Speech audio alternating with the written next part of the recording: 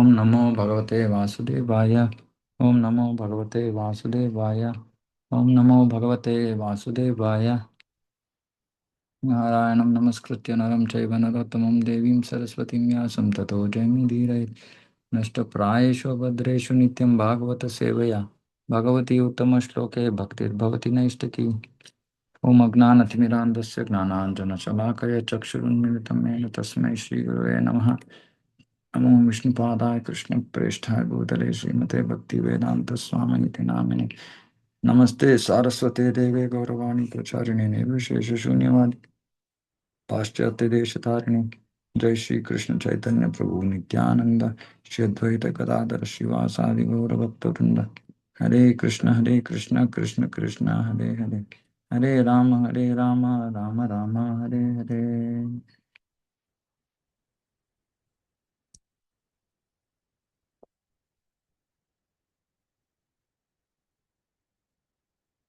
Hare Krishna. Reading from Srimad Bhagavatam, Canto 8, Chapter 24, verse 50. Achakshur andhasya yatagrani kritas tatha janasya vidusho budho guruhu tvam arkadrik sarvadrisham samikshano vruto gururna swagatim bhubutsatam. As a blind man, being unable to see, accepts another blind man as his leader.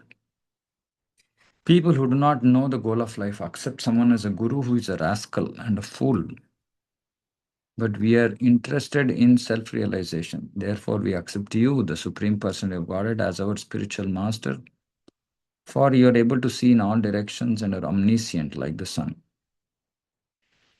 The conditioned soul, being wrapped in ignorance and therefore not knowing the goal of life, accepts a guru who can juggle words and make some display of magic that is wonderful to a fool. Sometimes a foolish person accepts someone as a guru because he can manufacture a small quantity of gold by mystic yogic power.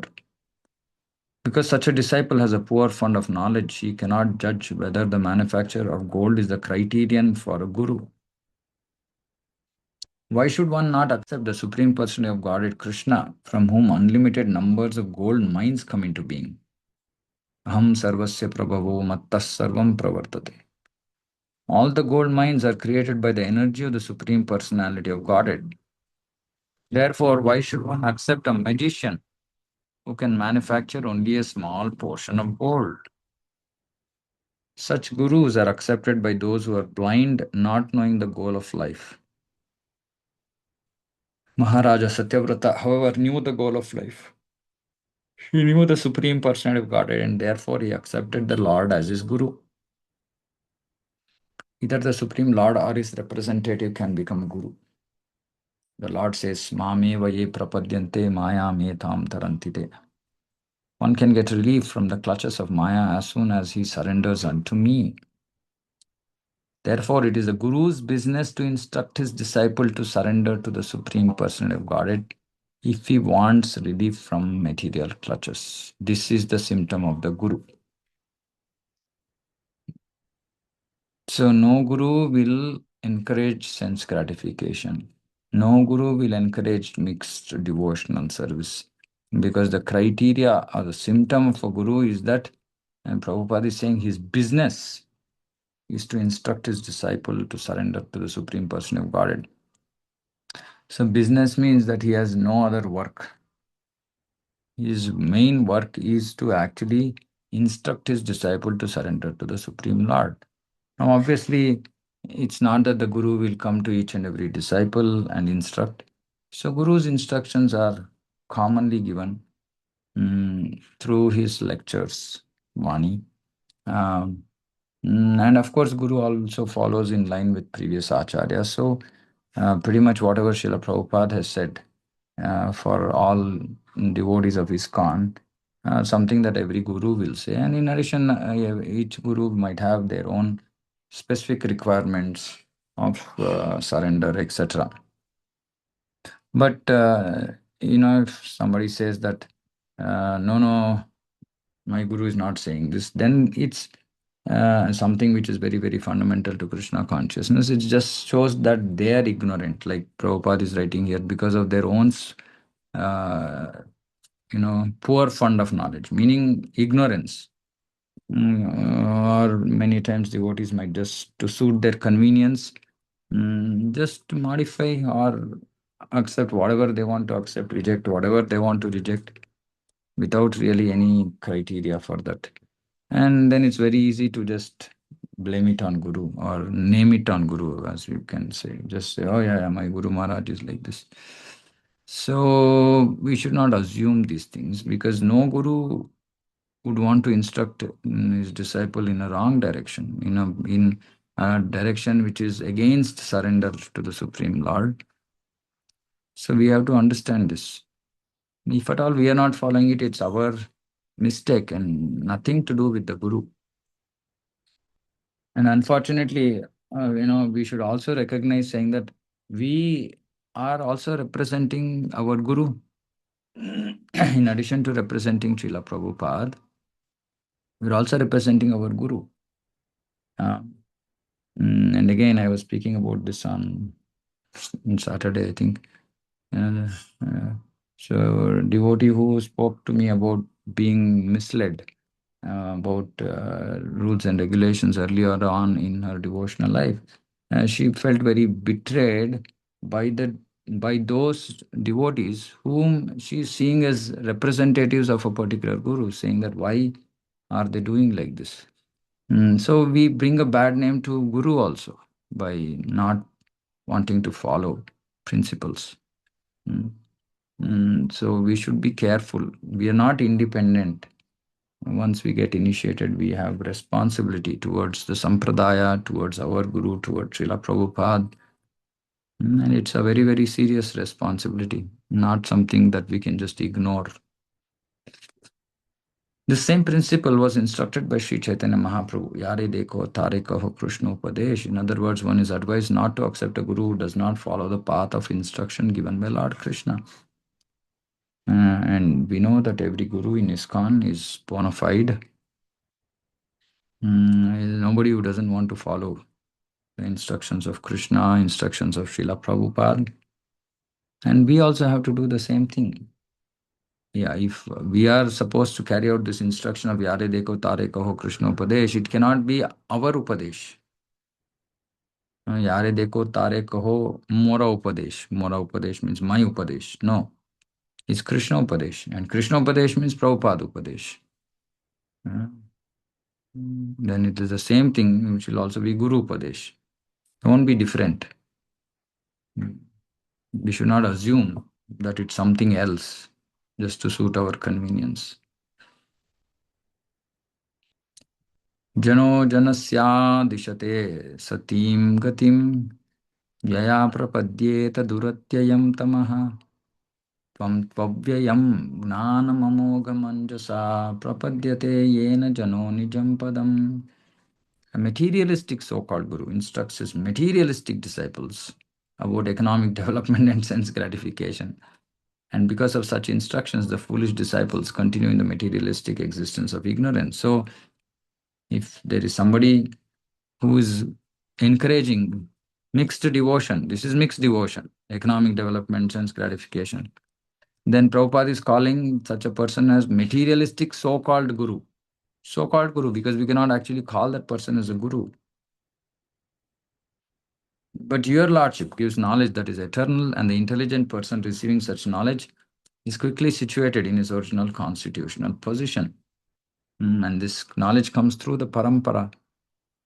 And the intelligent person receiving such knowledge in the parampara is quickly situated in his original constitutional position, at least to start with, as a servant of Krishna. Then exactly what type of servant will come later, but definitely quickly situated as a servant of Krishna, with the mindset saying that I am not the master, I am the servant. So give up this mood of being master. So-called gurus instruct their disciples for the sake of material profit. So-called gurus. Some guru advises that one meditate in such a way that his intelligence will increase in regard to keeping his body fit for sense gratification. So they cannot be called real guru. Another guru advises that sex is the ultimate goal of life and that one should therefore engage in sex to the best of his ability. Just imagine, I mean, if there are people speaking like this, still people go to them because they're getting what they want. Prabhupada always used to say this. Mm. These are the instructions of foolish gurus, and if one wants to be fooled, then he will go to such a guru. In other words, because of the instructions of a foolish guru, one remains perpetually in material existence and suffers its tribulation. So we can understand no bona fide guru will encourage all these things. No bona fide guru will encourage sense gratification. Mhm. Of course, these are gross examples. In other words, because of the instructions of a foolish guru, one remains perpetually in material existence and suffers its tribulations. But if one is intelligent enough to take instructions from the Supreme Person of Godhead, as enunciated in Bhagavad Gita, or the Sankhya philosophy of Kapila Deva, one can very soon attain liberation and be situated in his original position of spiritual life. The words Nijam Padam are significant. The living entity, being part and parcel of the Supreme Personality of Godhead, has the birthright to a position in Vaikuntha Loka, or the spiritual world where there is no anxiety. Therefore, one should follow the instructions of the Supreme Personality of Godhead. Then, as stated in Bhagavad Gita, Tyaktva deham punarjanmana iti mameti so Arjuna. After giving up one's body, one will return home back to Godhead. The Lord lives in the spiritual world in his original personality, and a devotee who follows the instructions of the Lord approaches him. As a spiritual person, such a devotee returns to the personality of Godhead and plays and dances with him. That is the ultimate goal of life. Of course, playing and dancing depends on what rasa a person is situated in, and then accordingly he will. The whole point here is very closely, intimately associate with the Lord as a father, mother, friend, lover, etc. Mm, mm. Somebody was asking me, saying that are there those in pure Dasya Rasa in Goloka? Yes, there are servants of Krishna who actually bathe him, dress him, who do those kind of services. We can't call them menial because they are directly in association with the Supreme Lord, but yeah, these kind of services, um, bringing him breakfast or not breakfast, bringing him lunch when he's in the forest, like that. So there are devotees. So based on the mood that the devotee develops, then accordingly he will have that kind of relationship with Krishna, and Krishna reciprocates with all uh, devotees of all rasas, and yeah, according to their love and surrender. And that is the goal of life. The goal of life is to become that servant. Uh, mm, what is the use in wasting life in anything else which doesn't take us towards this ultimate goal, which is to realize our Swarupa Sthiti. Uh, so we should not waste our time and life. Uh, is life gone, then again, we have to come back again next life, and again, we don't know, no guarantee what's going to happen. Because if our crazy mind is not allowing us to follow the path in this life, what guarantee it's going to allow us in the next life? It's only we would have probably gotten more crazier. That's the nature of this mind. So we should not hope for anything in the future and no post-dated check. I will do bhakti after 1 year. I will do bhakti after 2 years.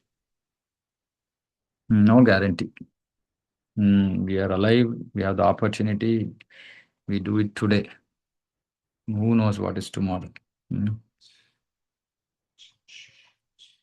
त्वं सर्वलोकस्य सुहृत्प्रियेश्वरो यात्मा गुरुर्ज्ञानमभीष्टसिद्धिः तथापि लोको न भवन्तम् अन्धधीर् जानाति सन्तं हृदि बद्धकामः.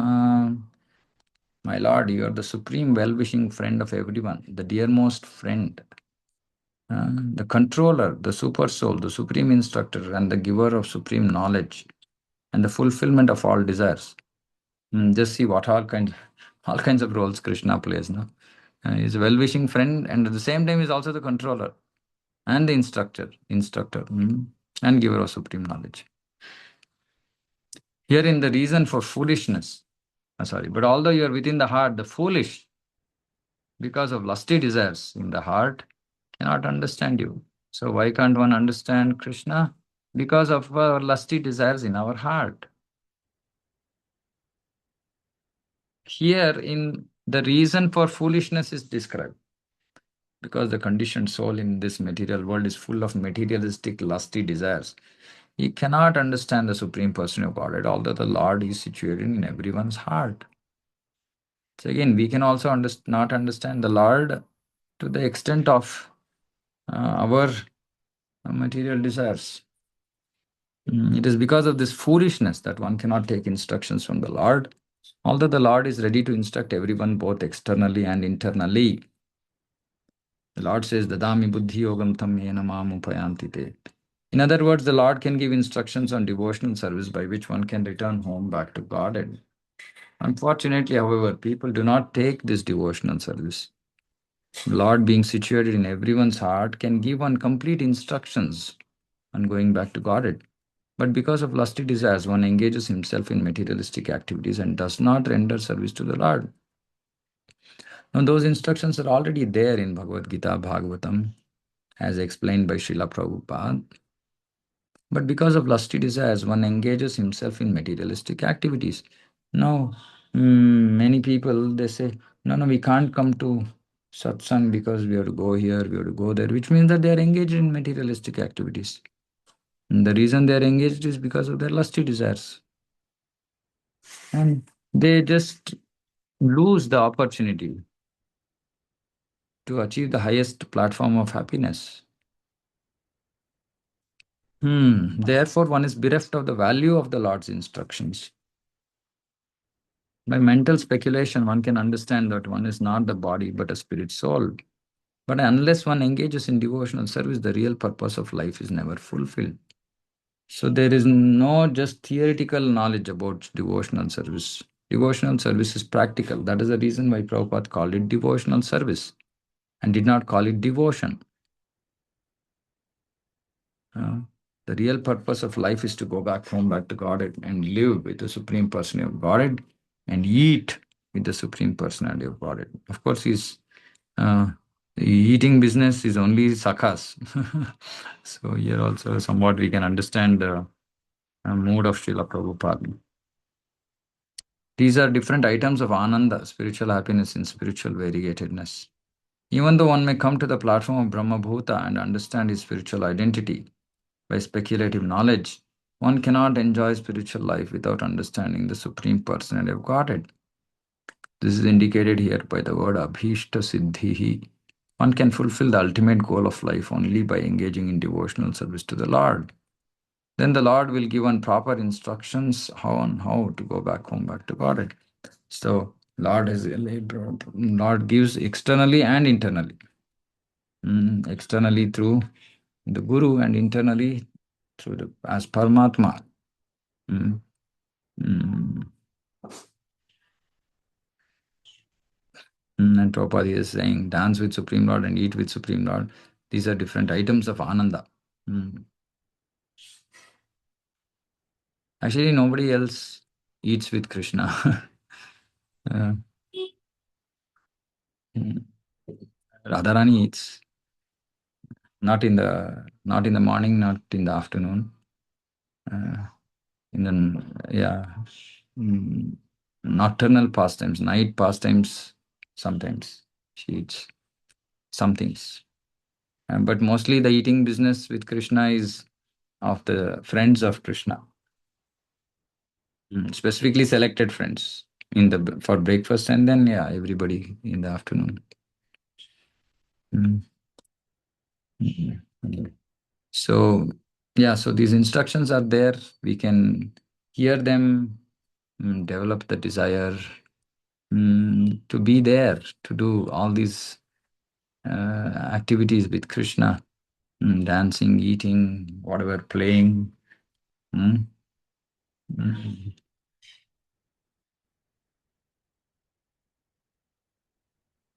Tvam tvamaham deva varam varenyam prapadya isham pratibodhanaya Chindyarthadipair bhagavan vachobhir granthin hridayan vibruno samokaha. O Supreme Lord, for self-realization I surrender unto you, who are worshipped by the demigods as the supreme controller of everything.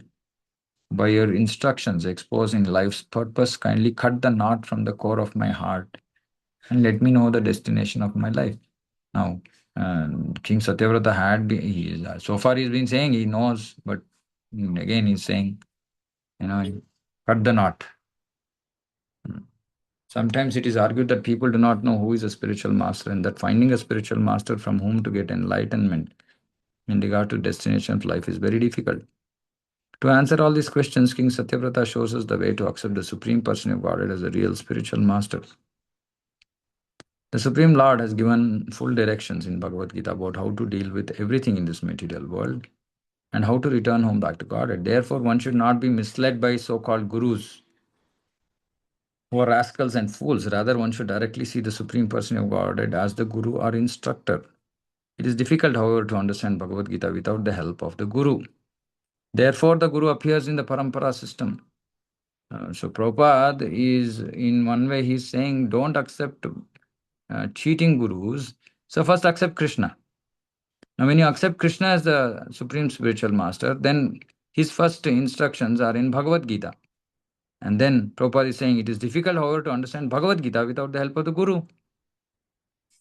Krishna is the Guru, that Guru has given Bhagavad Gita, but that Bhagavad Gita cannot be understood without the help of a Guru. So, Guru appears in the Parampara system.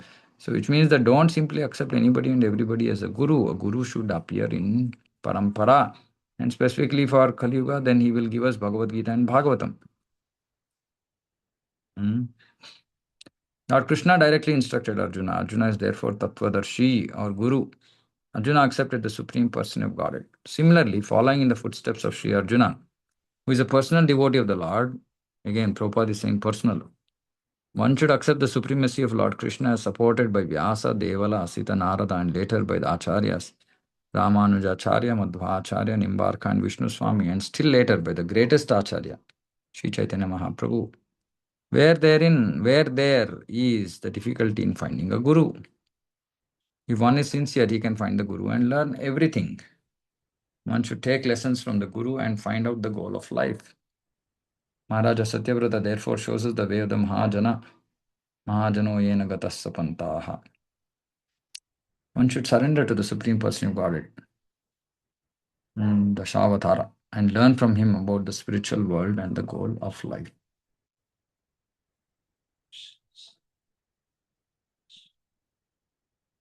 Shri Shukavacha ityuktavantam nripatim bhagavanadi purushaha matsyarupi mahambodho viharam tattvam abravit.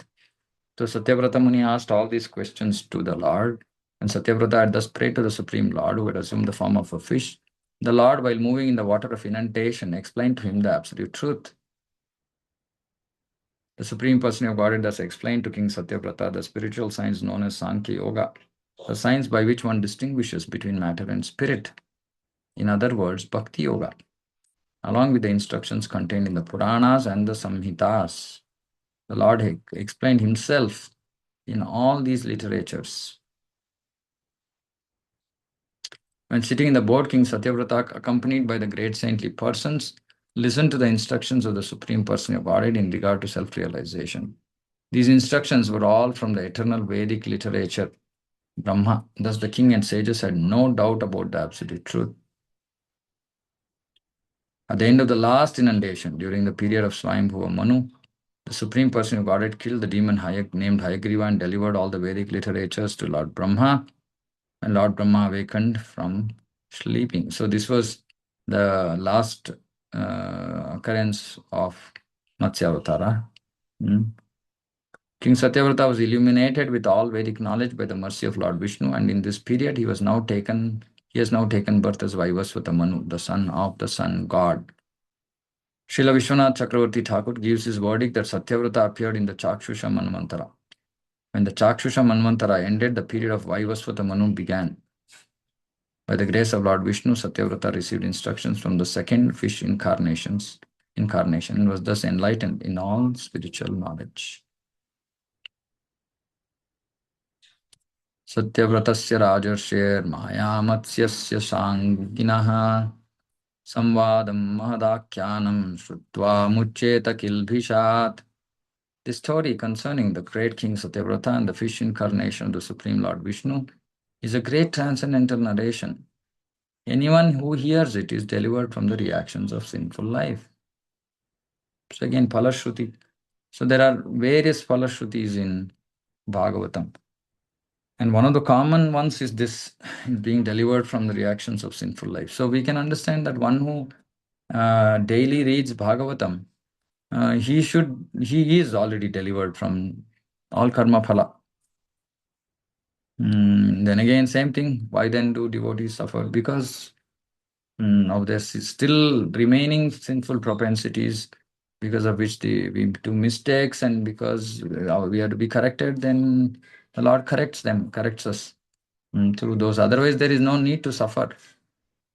And I have seen so many devotees who don't suffer at all in their devotional life because they are doing good sadhana, and they don't suffer because actually their sinful reactions have all ended, and they don't engage in any sinful acts.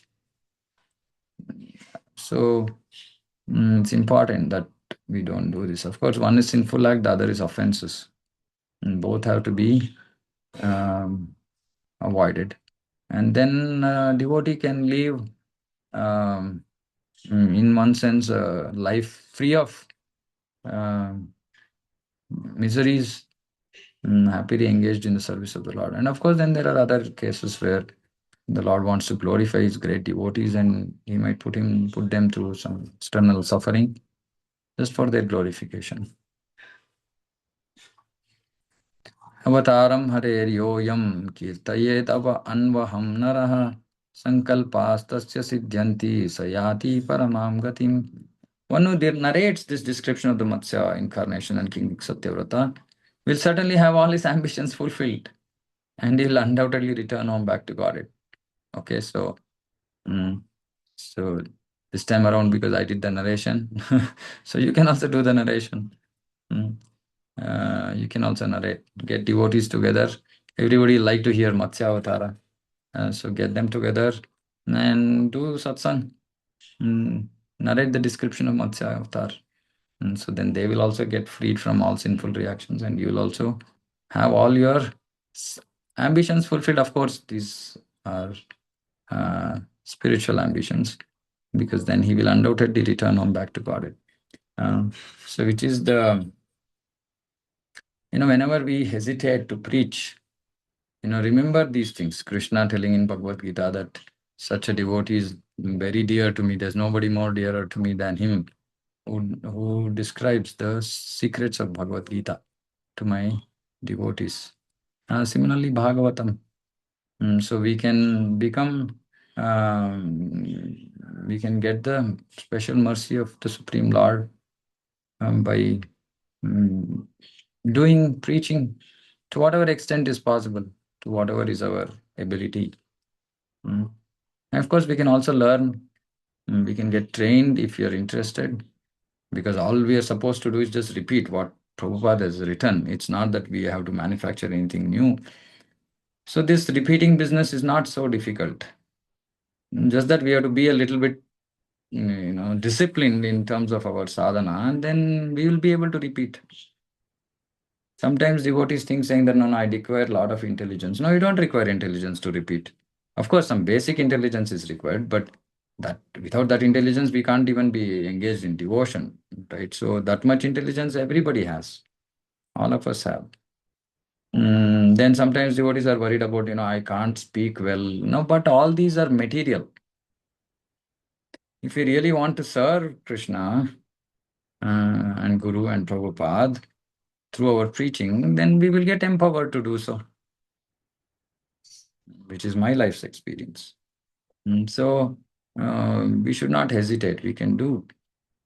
And then certainly all our spiritual ambitions will be fulfilled. and will undoubtedly return home back to Godhead. Pralayapayasi dhatu subtak shaktir mukhebhyah. Okay, I thought. Shrutim ganam apanitam pratyupadatta hatva. Dithijam akhatayad yo brahma satyapratanam tam aham akhila hetun jihma meenam natosmi. I offered my respectful obeisances unto the Supreme Personal Godhead who pretended to be a gigantic fish, who restored the Vedic literature to Lord Brahma when Lord Brahma awakened from sleep, and who explained the essence of Vedic literature to King Satyavrata and the great saintly persons. Here is a summary of Satyavrata's meeting with the fish incarnation of Lord Vishnu.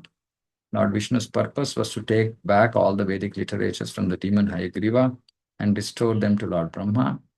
Incidentally, by his causeless mercy, the Lord spoke with Satyavrata. The word Satyavrata is significant because it indicates that those on the level of Satyavrata can take knowledge from the Vedas delivered by the Supreme Personality of Godhead. Whatever is spoken by the Supreme Lord is accepted as Veda, as stated in Bhagavad Gita, Vedanta Krit Veda, with Supreme Lord is the compiler of all Vedic knowledge and he knows the purport of the Vedas. Therefore, anyone who takes knowledge from the Supreme Person of Godhead, Krishna, or from Bhagavad Gita as it is, knows the purpose of the Vedas. Vedeshta sarve rahameva vedyaha. One cannot understand Vedic knowledge from the Veda Vada Rathas, who read the Vedas and misconstrue their subject matter. One who has to know the Vedas from the one has to know the Vedas from the Supreme Person of Godhead. So this ends the 8th canto, 24th chapter. So Prabhupada is also writing, this commentation has been finished in our New Delhi center today, the 1st of September 1976, the day of Radhastami, by the grace of the Supreme Person of Godhead and the Acharyas. Srila Dharottama Dasa Thakur says, Tandera Charana Sevi Bhakti Sanivas Janame Janame Hoye Ye Abhilash. I'm attempting to present Srimad Bhagavatam in the English language by the order of my spiritual master, Srimad Bhakti Siddhanta Saraswati Thakur. And by his grace, the work of translation is gradually progressing, and the European and American devotees who have joined the Krishna consciousness movement are helping me considerably. Thus, we have expectations of finishing the great task before my passing away.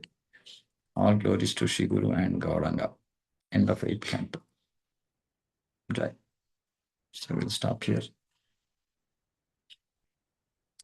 If anybody has any comments. Hare Krishna, Prabhu. Hare Krishna.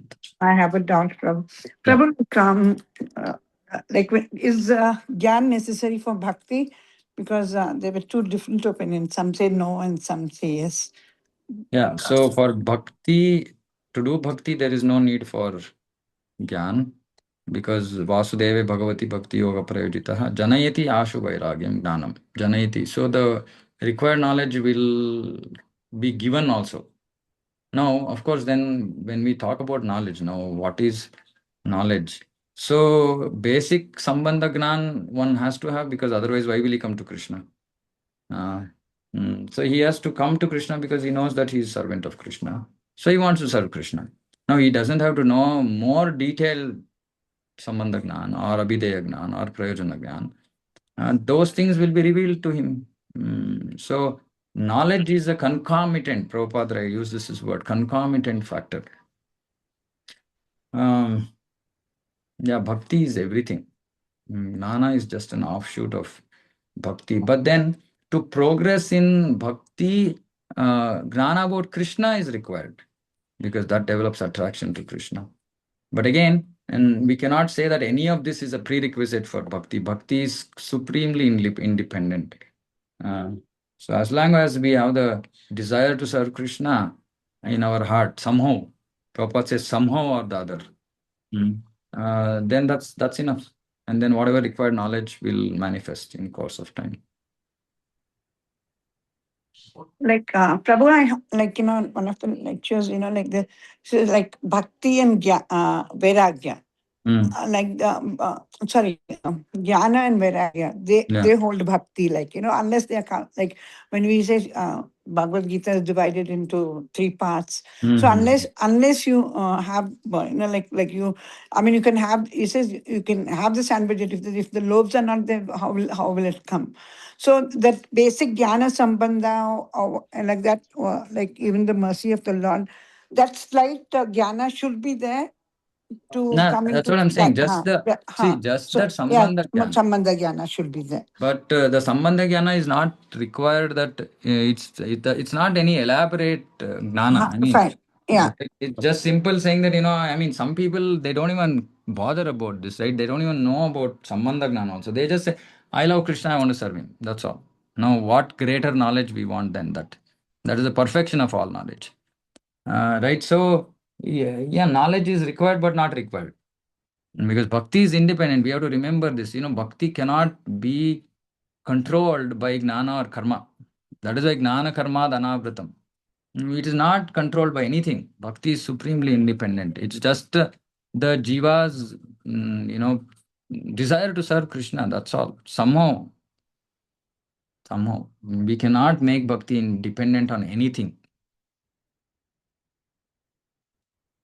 Bhakti is supremely independent. Vishwanath Chakravarti Thakur writes elaborately about this, how bhakti is independent. Yeah, Vamshi Prabhu. Hare Krishna, Prabhu. Pranam, Prabhu. Yeah, Pranam. Prabhu, Hayagriva is a demon, right, Prabhu? Uh, Yeah, and why people actually worship Hayagriva? Hayagriva is also the form of a lord. The demon was also called Hayagriva. Okay, okay. Yeah. Okay, anything else? Hare Krishna Prabhu. Yeah. Like Haigrima is the form of the Lord, and there's another Haigrima which is a demon, or it is the same No, personality. no, no, no, no, no, no, no. Okay. Huh? It's the same personality. No, it's not the same person. It's two different Yeah. people. So two different. Yeah. It's Like just one that was the a demon. same name. It's the Name, same same. name. For some Yes, reason, yes, Prabhu. for some Yeah, reason, yeah, the demon exactly. was got the name Hayagriva. I Yeah, don't know yeah, why he got the exactly. name. Yeah. Thank you, Prabhu, because Yeah. Okay.